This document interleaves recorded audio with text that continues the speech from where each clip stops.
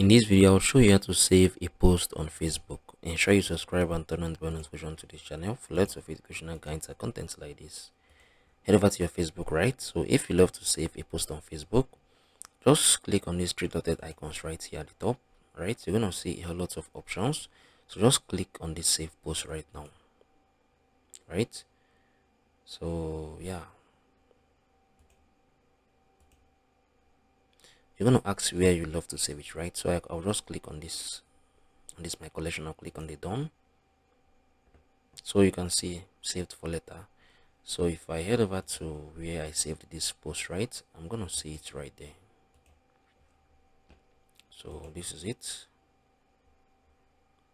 saved items and collection. So you can say I just save this right now, so you can see this, right?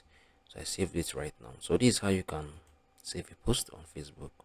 If you found this video helpful, share thoughts below in the comment section. Thank you guys for watching through. I'll see you all in the very next one.